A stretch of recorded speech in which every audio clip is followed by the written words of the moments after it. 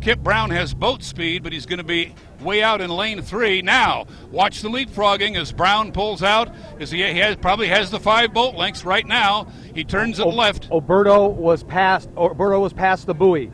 Uh-oh. Steve David penalized a lap. He did not score up properly. This could be huge. This could affect the outcome of the weekend and maybe the 2011 National High Point standings.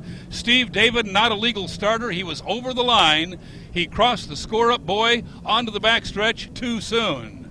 Now, it's hard to tell from our angle, but I believe Kip is on the inside. Steve is on lane 2. Kip Brown came over and leapfrogged everybody. And now Steve's back in lane 1. Now it's Steve David on the inside. Don't know, Sam, if he's been told about the penalty, but he is not racing for position here.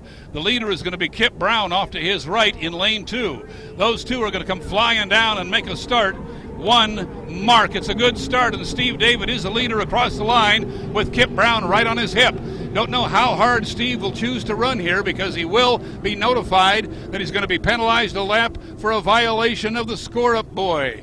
Too bad, because I think we would have had a good boat race here. Steve David, very, very unusual, Sam, to see this guy pick up a penalty like that. A very wily veteran just got across the line a little too soon.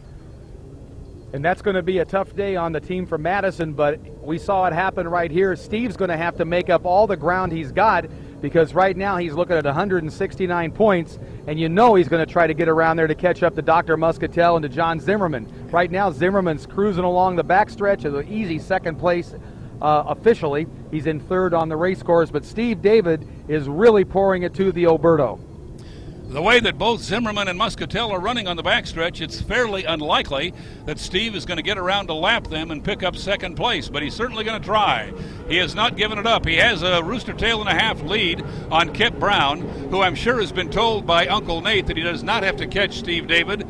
Just be cool. He's way out ahead of the 3rd and 4th place boats, who are just now entering the front straightaway and coming down by us. That is John Zimmerman running in 3rd place. He's crossing start-finish as the leaders are way down in the first turn.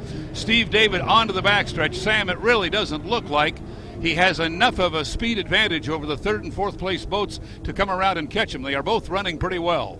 And you know, I think that's because all the boats are running so well here this weekend. Usually on some of the courses they would have a chance, but even the good doctor, you know, he's out there turning 130-mile-an-hour laps. So that's really good for us, and John Zimmerman doing a great job in Mike Jones's boat. So Steve really is going to have his work cut out for him, and I agree with you.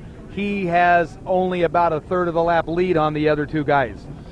Coming down now to finish lap 2. This is actually the end of lap 1 for Steve David. His first lap didn't count, so he is just now finishing his first lap. Kip Brown will get the white flag. He's finishing lap 2, flying the boat a little bit, and Steve David did as well.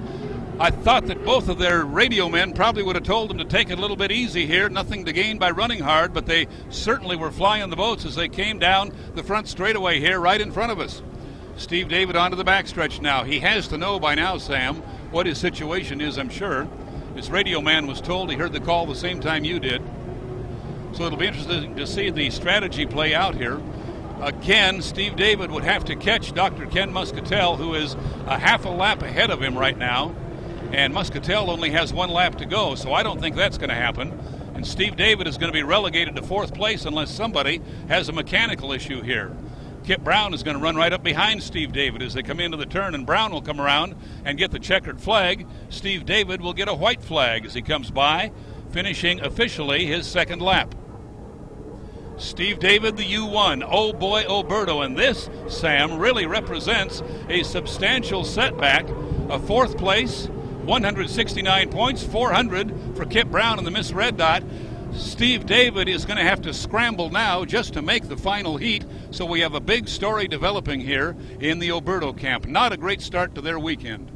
Certainly not what they had in mind. So a huge story here. They were in 5th place in national high points, needed a good strong weekend here to get back in that race with Dave Villwalk. And Sam, it's going to take a great effort, as you said, here tomorrow for them to even get back in this race now, let alone that national high point scrap that we thought was going to be pretty close with Dave Villwalk. And you know, the one other thing that is at stake this year with the race, they've come up with a new trophy here in Tri-Cities. I don't know if Kathy Powell talked to you about it, but they now have a trophy that it guarantees you the spot under the oak tree in the pits. Exactly. The right. winner of the race gets that spot, and they've enjoyed it, what, 3 straight years?